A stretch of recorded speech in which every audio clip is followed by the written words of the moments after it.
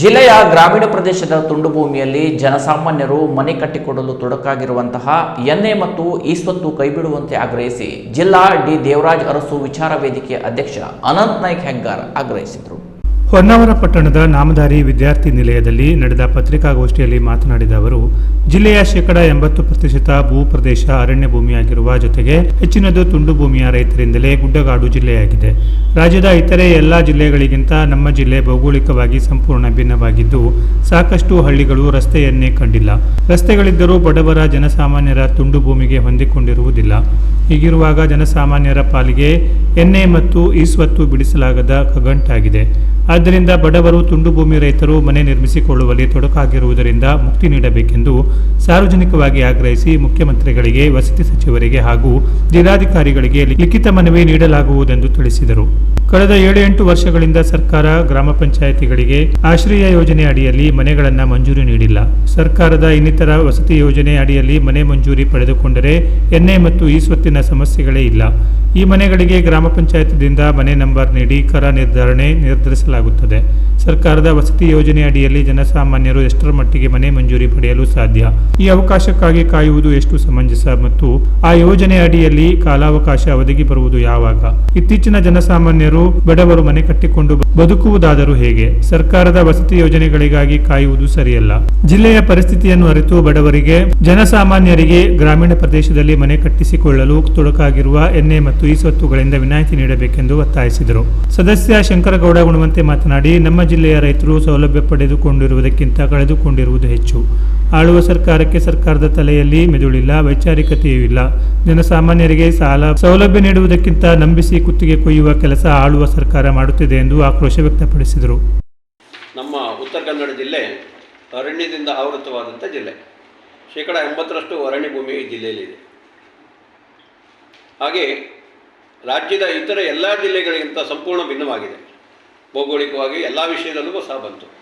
ಹಾಗೆ ತುಂಡು ಭೂಮಿಯ ರೈತರಿಂದ ಆವೃತವಾದಂಥ ಈ ಗುಡ್ಡಗಾಡು ಜಿಲ್ಲೆ.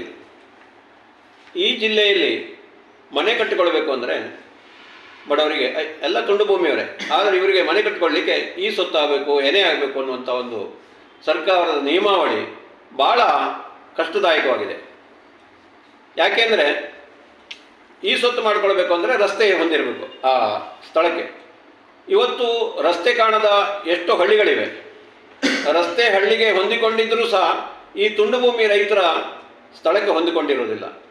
ಅಂತಹ ಒಂದು ಈ ಪರಿಸ್ಥಿತಿಯಲ್ಲಿ ಇವರು ಎನೆ ಆಗಬೇಕು, ಈ ಸೊತ್ತಾಗಬೇಕು ಅನ್ನೋದು ಭಾಳ ಕಷ್ಟದಾಯಕ ಕೆಲಸ ಇದೆ. ಹಾಗಾಗಿ ಇದನ್ನು ಕೈ ಬಿಡಬೇಕು ಅಂತೇಳಿ ನಾವು ಸರ್ಕಾರಕ್ಕೆ ಆಗ್ರಹಪಡಿಸ್ತಾ ಇದ್ದೀವಿ.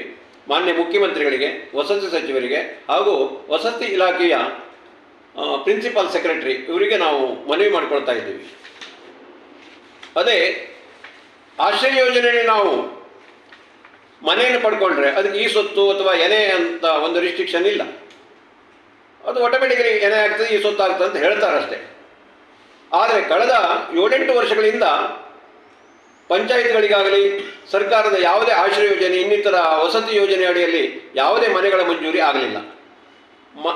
ಜನಸಾಮಾನ್ಯ ಆ ಮನೆಯನ್ನು ನಂಬಿ ಇರುವುದು ಸಹ ಅಸಮಂಜಸ. ಯಾಕೆಂದರೆ ಎಷ್ಟೊತ್ತಿಗೆ ಮನೆ ಕೊಡ್ತಾರೆ, ಯಾರಿಗೆ ಕೊಡ್ತಾರೆ ಎಂಬುದು ಅಲ್ಲಿಯ ಒಂದು ಆಶ್ರಯ ಪಂಚಾಯತ್ಗೂ ಅಥವಾ ಮನೆ ವಿತರಣೆ ಮಾಡ್ತಕ್ಕಂಥ ಜನಪ್ರತಿನಿಧಿಗಳಿಗೆ ಅದು ಅವಲಂಬಿಸಿರ್ತದೆ. ಆದ್ದರಿಂದ ಇದನ್ನು ನಂಬಿ ಬಡವ ಕೂತ್ಕೊಳ್ಳಿಕ್ಕೆ ಆಗೋದಿಲ್ಲ. ಆದ್ದರಿಂದ ಈ ಸೊತ್ತು ಮತ್ತು ಎನೆಯನ್ನು ಕೈ ಬಿಡಬೇಕು ಅಂಥೇಳಿ ನಾವು ಆಗ್ರಹಿಸ್ತಾ ಇದ್ದೇವೆ. ಅದೇ ಸರ್ಕಾರದ ಕಟ್ಟಡ ಕಟ್ಟಲಿಕ್ಕೆ ಕಂದಾಯ ಭೂಮಿ ಆದರೂ ಆಗ್ತದೆ, ಫಾರೆಸ್ಟ್ ಲ್ಯಾಂಡ್ ಆದರೂ ಆಗ್ತದೆ. ಅದಕ್ಕೆ ಯಾವುದೇ ಆತಂಕ ಇಲ್ಲ, ಯಾವುದೇ ನಿಯಮಾವಳಿ ಇಲ್ಲ. ಅಂಥ ಉದಾಹರಣೆಗಳು ಸಾಕಷ್ಟಿವೆ ನಮ್ಮಲ್ಲಿ.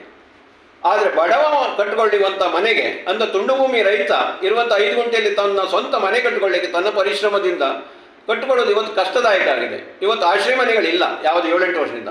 ಹಾಗಾಗಿ ನಾವು ಜನಸಾಮಾನ್ಯರ ಬೇಡಿಕೆ ಮೇರೆಗೆ, ಜನಸಾಮಾನ್ಯರ ಒಂದು ಅನುಮತಿ ಮೇರೆಗೆ, ಇವತ್ತು ನಾವು ಅಭಿಪ್ರಾಯದ ಮೇರೆಗೆ ಇವತ್ತು ನಾವು ಈ ಪ್ರೆಸ್ ಮೀಟನ್ನು ಕರೆದಿದ್ದೀವಿ. ಅದೇ ರೀತಿಯಾಗಿ ಸರ್ಕಾರದ ಮುಖ್ಯಮಂತ್ರಿಗಳಿಗೆ, ವಸತಿ ಸಚಿವರಿಗೆ, ಪ್ರಿನ್ಸಿಪಾಲ್ ಸೆಕ್ರೆಟರಿ ಅವರಿಗೆ, ಜಿಲ್ಲಾ ಉಸ್ತುವಾರಿ ಸಚಿವರು ಸಹ, ಜಿಲ್ಲಾಧಿಕಾರಿಗಳು ಸಹ ಮನವಿಯನ್ನು ಮಾಡಿಕೊಳ್ಳಲಿದ್ದೇವೆ. ಮತ್ತು ಯೋಗ್ಯವಾದ ವಿಚಾರವಾಗಿದೆ. ಈಗಾಗಲೇ ಉತ್ತರ ಕನ್ನಡ ಜಿಲ್ಲೆ ಕಳೆದುಕೊಂಡಿರುವುದೇ ಹೆಚ್ಚು. ಉತ್ತರ ಕನ್ನಡದಲ್ಲಿ ಬಹುತೇಕ ಉತ್ತರ ಕನ್ನಡದ ಜನಸಾಮಾನ್ಯರು ಅಂತ ಜನಸಾಮಾನ್ಯರೇ ಅಂದರೆ ಅತ್ಯಂತ ಹಿಂದುಳಿದ ವರ್ಗದವರೇ ಇಲ್ಲಿ ಹೆಚ್ಚಾಗಿರುವಂಥದ್ದು. ಈ ಹಾಸನ, ಮಂಡ್ಯ, ಮೈಸೂರು ಥರ ಶ್ರೀಮಂತ ವರ್ಗಗಳು ಇಲ್ಲಿಲ್ಲ. ಅಂಥದ್ರ ಮಧ್ಯೆ ಸರ್ಕಾರಗಳು ಈ ಥರ ಕಾನೂನುಗಳನ್ನು ತಂದು ಈ ಸ್ವತ್ತಾಗಬೇಕು, ಮನೆ ಮಾಡ್ಕೊಳ್ಬೇಕು ಅಂತಂದರೆ ಎನೆ ಆಗಬೇಕು ಅನ್ನುವಂಥ ನಿಯಮಗಳನ್ನು ತಂದರೆ ಸಾಮಾನ್ಯರು ಹೇಗೆ ಬದುಕಬೇಕು?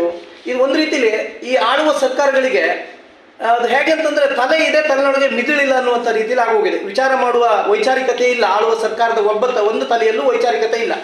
ಇದು ಹೇಗಿದೆ ಈ ಕತೆ ಅಂತಂದರೆ, ನಮ್ಮ ಈ ಗ್ರಾಮೀಣ ಭಾಗದಲ್ಲಿ ಈ ಗಡಿ ಪೂಜೆ ಅಂತ ಮಾಡ್ತಾರೆ. ಆ ಗಡಿ ಪೂಜೆಯಲ್ಲಿ ಕೋಳಿಯನ್ನು ಕೊಯ್ಯುವಂಥದ್ದು. ಏನು ಮಾಡ್ತಾರೆ ಫಸ್ಟಿಗೆ ಅಂತಂದರೆ, ಆ ಕುತ್ತಿಗೆ ಕೊಯ್ಯುವ ಕೋಳಿಗೆ ಮೊದಲು ಕಾಲು ತೊಳಿಸ್ತಾರೆ, ಭಂಡಾರ ಹಾಕ್ತಾರೆ, ಕೊನೆಗೆ ಸರ ಹಾಕ್ತಾರೆ, ಆಮೇಲೆ ಅಕ್ಕಿ ತಿನ್ನಿಸ್ತಾರೆ, ಕೊನೆಗೆ ಮಾಡೋದಂದ್ರೆ ಕುತ್ತಿಗೆ ಕೊಯ್ಯೋದು. ಈ ಸರ್ಕಾರದ ನಿಯಮಗಳು ಇವತ್ತು ಹಾಗೆ ಆಗಿದೆ ಅಂತ. ಹೇಗೆಂದರೆ ಜನರಿಗೆ ಒಂದು ರೀತಿಯ ಸುಣ್ಣ ಬಣ್ಣ ಹಚ್ಚಿ ಒಂದು ಅಲಂಕಾರ ರೀತಿಯಲ್ಲಿ ತೋರಿಸೋದು, ನಿಮ್ಮ ಇದು ಏನು ಜಾಗದ ಭದ್ರತೆಗೆ ಹಾಗೆ ಹೀಗೆ ಅಂತ ಈ ಸ್ವತ್ತಿನ ನಿಯಮವನ್ನು ನಾವು ನೋಡುವಾಗ ಅಷ್ಟೆಲ್ಲ ಭದ್ರತೆಯನ್ನು ಕೊಡ್ತಾರೆ. ಆದರೆ ಭದ್ರತೆಯನ್ನು ಕೊಡುವ ಪೂರ್ವದಲ್ಲಿ ಮಾಡುವಂಥದ್ದು ಅಂತಂದರೆ ಜನಸಾಮಾನ್ಯರ ಕುತ್ತಿಗೆ ಕೊಯ್ಯುವಂಥ ಕೆಲಸವೇ ಆಗಿದೆ. ಹಾಗಾಗಿ ಇವತ್ತು ಒಬ್ಬ ಸಾಮಾನ್ಯ ಬದುಕುವುದಕ್ಕೆ, ಸಂಸಾರ ನಡೆಸುವುದಕ್ಕೆ ಆಗದೇ ಇರುವಂಥ ಸ್ಥಿತಿಯಲ್ಲಿ ಒಂದು ಮನೆ ಕಟ್ಕೊಳ್ಬೇಕು, ಅದು ತನ್ನ ಪರಿಶ್ರಮದ ಮೂಲಕ ಸರ್ಕಾರದ ಯಾವುದೇ ಸವಲತ್ತು ಸಿಗದಿದ್ದಾಗ ಸ್ವಾಭಿಮಾನ ಬಿಟ್ಟು ಸ್ವಾಭಿಮಾನದಿಂದ ನಾನೇ ನನ್ನ ಸ್ವಂತ ಮನೆಯನ್ನು ಕಟ್ಟಿಕೊಳ್ಬೇಕು ಅಂತ ಮುಂದಾದಾಗ ಸರ್ಕಾರ ಈ ರೀತಿಯ ನಿಯಮಗಳನ್ನು ತಂದರೆ ಆ ಸಾಮಾನ್ಯ ಹೇಗೆ ಬದುಕಬೇಕು? ಸರ್ಕಾರ ಇರುವುದೇ ಹಾಗೆ ಜನಪರವಾಗಿದೆಯೋ ಅಥವಾ ಸರ್ಕಾರ ಏನು ಬಂಡವಾಳವನ್ನು ಕ್ರೋಢೀಕರಿಸುವುದಕ್ಕಿದೆಯೋ ಅನ್ನುವಂಥದ್ದು ನಮಗಿರುವಂಥ ಒಂದು ಪ್ರಶ್ನೆಯಾಗಿದೆ. ಒಂದು ಸರ್ಕಾರ ಹೌದು ಜನಸಾಮಾನ್ಯರಿಂದ ಬಂಡವಾಳವನ್ನು ಕ್ರೋಢೀಕರಿಸಬೇಕು ಅಂತಂದ್ರೂ ಸಹ ನೀತಿ ರೀತಿ ನಿಯತ್ತು ಇರಬೇಕಲ್ವ. ಅದು ಮೀರಿ ನಡೀತದೆ ಅಂತಂದರೆ ಇದು ಜನಸಾಮಾನ್ಯರ ಸರ್ಕಾರ ಅಲ್ಲ, ಜನಸಾಮಾನ್ಯರ ಪರವಾಗಿರುವಂಥ ಸರ್ಕಾರವೂ ಅಲ್ಲ. ಆಳುವ ಸರ್ಕಾರದ ತಲೆಯೊಳಗೆ ಮಿದುಳಿದ್ರೂ ಅಲ್ಲಿ ಯೋಚನೆ ಮಾಡುವಂಥ, ವಿಚಾರ ಮಾಡುವಂಥ, ಚಿಂತನೆ ಮಾಡುವಂಥ ಮನಸ್ಥಿತಿ ಇಲ್ಲ ಅನ್ನೋದು ನಮಗೆ ಪಕ್ಕ ಧೋರಣೆ ಕಂಡು ಬರ್ತದೆ. ಹಾಗಾಗಿ ನಾವು ಮತ್ತೊಮ್ಮೆ ಈ ಮೂಲಕ ಒತ್ತಾಯಿಸೋದೇನು ಅಂತಂದರೆ, ಈ ಸಾಮಾನ್ಯನಿಗೆ ಮನೆ ಕಟ್ಟಿಕೊಳ್ಳುವುದಕ್ಕೆ ಅಡ್ಡಿಯಾದಂಥ ಈ ಸ್ವತ್ತು ಏನೇನೋ ಅನ್ನುವಂಥ ನಿಯಮವನ್ನು ತೆಗೆದುಹಾಕಬೇಕು.